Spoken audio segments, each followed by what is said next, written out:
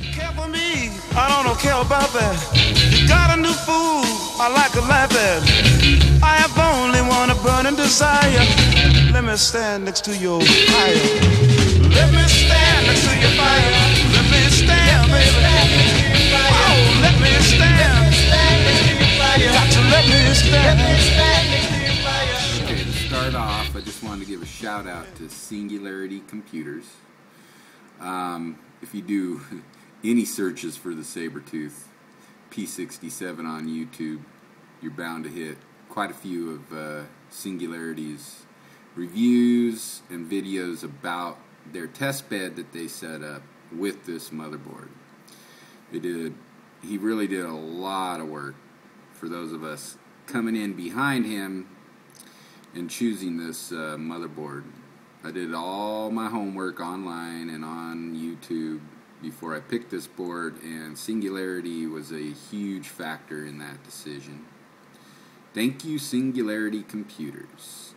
This particular video that I'm doing on my system and the Sabertooth P67 is about the thermal radar results. Anyway, for cooling, we're running the XSPC RASA 750 kit with some modifications, different tubing and fittings and a few other things.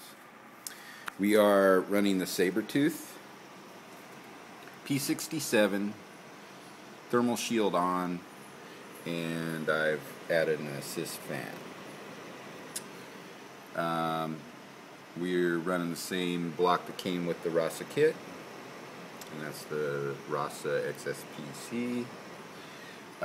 We're also running 16 gigabytes of Vengeance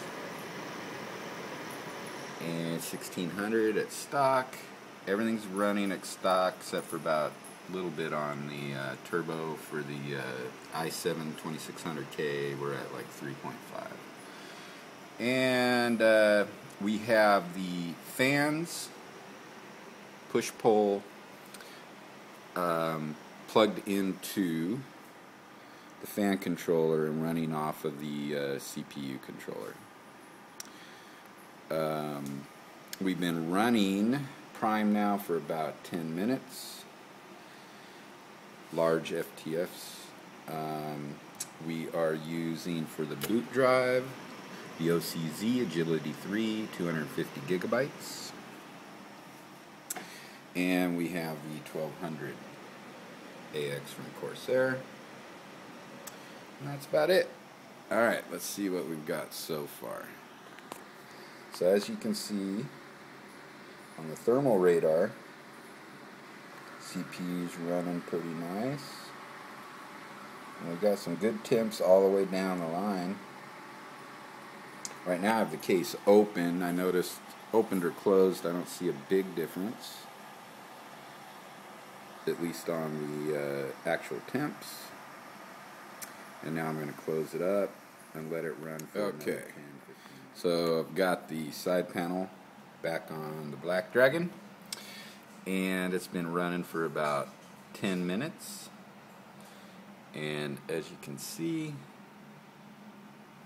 not a huge difference with it on, but we're maintaining a really decent temp all the way across, all 12 sensors, no reds. Okay, for the second part of our thermal radar tests, temperature tests, we're going to go ahead and do an overclock.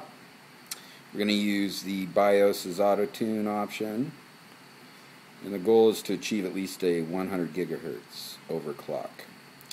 Currently, top temperature is the outside, bottom is the inside. So that's what we're running right now for ambient. Alright. We've been running Prime now for well over 30 minutes. Got a little behind. And currently, our ASUS thermal radar is reading 63 to 62 on the CPU. And as you can see, all the way down the line across all 12 sensors, we're running decent temps, all blue, nothing in the red. You can see up here, stock on our 2600K is 3.4, and we're currently running it at 4.429. For comparison with Sabertooth P67 thermal radar, I've also got CPU ID monitor running. It is currently reporting the package at 63, which is right on there.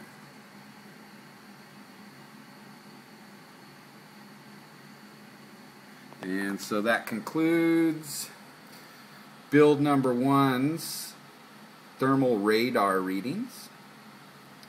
And we'll do some other overclocking manually to see what this baby can do. But for now, that's it.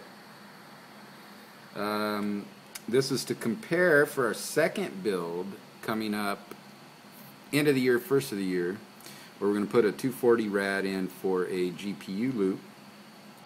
I'm also looking into putting drain lines in, which will lead to upside down fill ports for each loop, and of course fill ports as well running to the reservoir for each loop.